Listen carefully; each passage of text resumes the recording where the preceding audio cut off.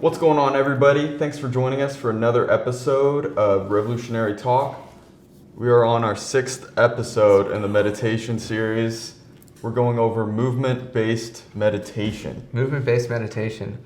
What in the world does that even mean? I thought you had to sit down to meditate or at least lay down. What in the world is this? No, I like to move around too. No, yeah. I got ants in my pants sometimes when we're meditating. That's what my grandma would say. No, Kristen, run us through what movement-based meditation is. I mean, I can relate to movement-based meditation as yoga, like the movement of yoga or stretching and just getting into that flow of feeling how your breath moves with your body. So kind of like a trance state then, essentially. Absolutely. Flow state. Flow state. Flow state. And that's Flow what state. yoga, we're endlessly creating a flow, right? Yep. I actually do notice that sometimes when, I always state this, whenever Sue has her music playing, our yoga teacher, and the people in our kula or classes will be like, oh my God, what were those songs in the yoga flow? And then I'll look at them and be like, there was music playing? And I can never remember it. And that's, before we even, talked about this movement-based meditation, like, that's exactly how I define it, as when I hit that sweet spot. It's like, Yeah. I can't think right now. I'm just moving and I don't even know what I'm doing or the flow I'm doing. Yeah, and then you lose track of time, perhaps. Like you're in that moment, you're in that space. And so that could be more than just movement too, but like in meditation. It's like what's that movie, Soul, right? Exactly. Soul, when you sending me that image in my head, I saw the bubble. No, I mean, describe that concept of soul, what they show in the movie too, because I think that's really a good picture of whenever you're in that bubble, nothing exists, and that you could be doing anything, moving, running, like you're in your bubble, you're in the zone. You're in your zone. And so, yeah, that movie like depicts it perfectly. I love how they illustrated it. Is them as musicians are, and we get to see this too, being around musicians here, but having that space where you're going into the zone and just you're channeling the music of, it's like, where is this person coming up with this music that it's like, wow. And there's so many artists out there that don't even write down their music. They just play it. And you just you end up in a spot where time and nothing exists, and then you come out of it and you don't realize you're in that spot until you kind of come out of it. Yeah, and Soul does a really great job of showing that. I feel like, that happens in yoga sometimes. Like, we get done and she's like, Shavasana, and then sort of coming out, I'm like, what in the heck did I just do for the last 30 minutes? More or less, like, there was music playing? Yeah. I mean, it's crazy. Yeah, and like I mentioned from last week's episode in the meditation that I experienced, the hour that I was sitting there completely did not move. Like, time went by so fast. And so I was in that zone, and then it's amazing. Now, in regards to other types in yoga, say like working out, fitness, you got a background in track. Did you ever witness it before you knew what to call it? And if so, what was, that experience? Yeah, you have to. So I was doing track and field and did a lot of field events. My running was, I didn't like to run, but throwing things and jumping. So that state of mind that I had to put myself into, especially for all of them, honestly, but I remember specifically for high jump, because you're thinking, I have to get over this bar that is almost up to my eyes, like... It's wild. What kind of mindset do you have to be in? You can't be scatterbrained. You have to be focused on getting your butt over that bar, or else it's going to hurt when you land on it. And you have to, and athletes probably will totally relate to this. You have to be in that state and just cancel out everything that's around you.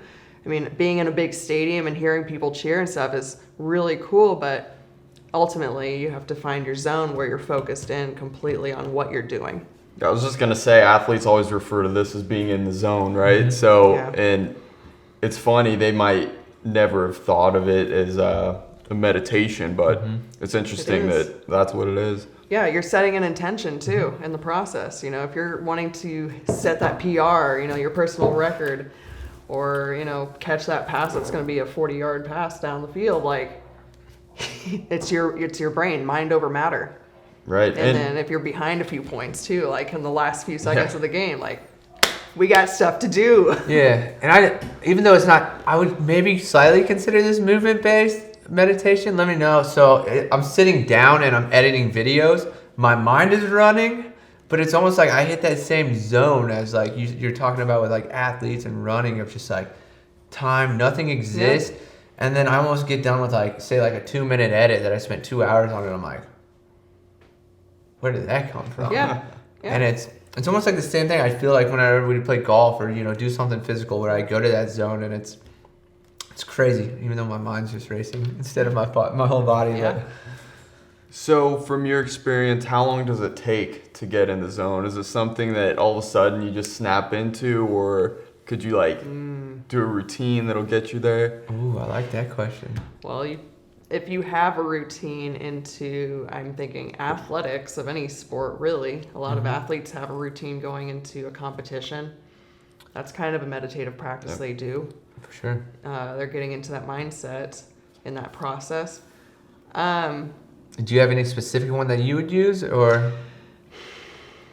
For me, I just have to find that comfortable space. So it's whatever is comfortable for me in that setting, out in nature or on my couch or, sitting in my bed or something. Creating a space where maybe it's more dimensional too, with inhaling essential oils and helping me to focus on the breath more. It's like we've talked before, being able to have that aroma present. Yeah. It's like, okay, you're remembering to breathe too and focus again. Like if your brain is going all over the place on thinking all these different things, maybe that next inhale remind you, okay, take that moment to recenter on your breath. Very nice. Yeah, and I'm just thinking of this for me because I wasn't really super aware that I was doing this, but I do think like in the gym, I find it, and in other aspects of life, I feel like it's easier to get there once it's something that's super routine and you really don't even need to think about it. Exactly. So like for you, video editing. Yeah. If I'm, just throwing weights around, something I've done 1,000 times.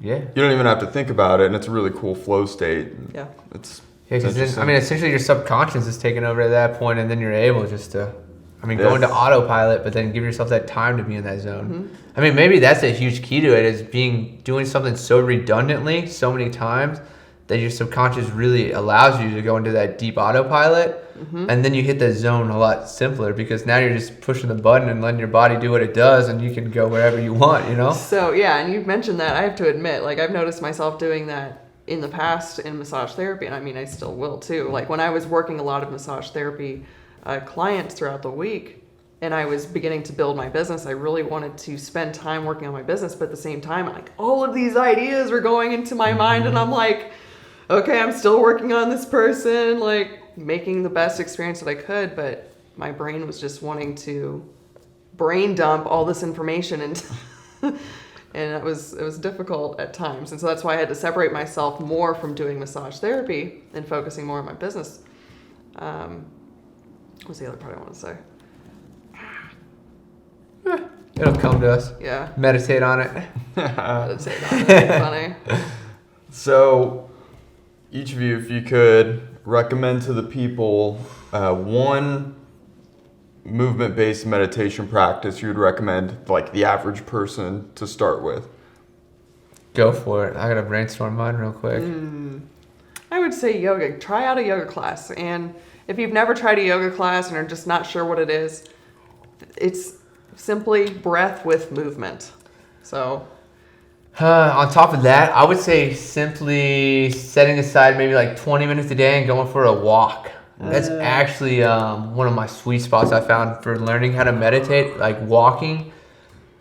All I'm doing is moving my feet and letting my brain just wander and do whatever it wants. And I kind of would sometimes find myself walking, like 2 miles down the road and be like, oh crap, we gotta turn around. But it really taught you how to just let it happen. Oh, yeah. And create no expectations, just go with the flow. So, question. Yeah. Hit me with it. Would you say you get or have experienced at any point in your, like in any job that you've had where you got into a flow state while you're working? For sure. Like picking up boxes, putting them into... Yeah. At Amazon, when we were unloading trailers, I would just get, like, I love trailers because you didn't have any extra, you're looking at a wall, and the wall's moving, but there's nothing else. And then your only perception is how deep in the trailer you're moving. But it was just so redundant of, like, move, box, box. Same Because all I stuff saw over was there. hands on box to belt, hands on box to belt. Yeah. And the more you could get focused in that zone, the less physical exertion you felt until the job was done and you're ready to go to bed. Same thing for like working out. Yeah, You hit well. it, like you get done some days and you're probably like, holy smokes. But no, 100%. Yeah. It's kind of like, God, this hits fully what Sue said in class of like your brain gives up before your body does. Yep. That's like Yep. perfect for this. Yep. So, I mean, a lot of people working, they're possibly getting into that state and just maybe not realize it. Or For aware sure. of it. Until later when Until you're later. exhausted and then you're like, Yeah. I need to sleep and eat. Yeah. Right. Refuel. Yeah. So I'm sure a lot of you now that this has been introduced to you will find that you might already go into this already, but definitely explore movement-based meditation. Next week, we're going to get into transcendental meditation. Oh, let's go. Stay tuned for that. Thanks everybody for watching.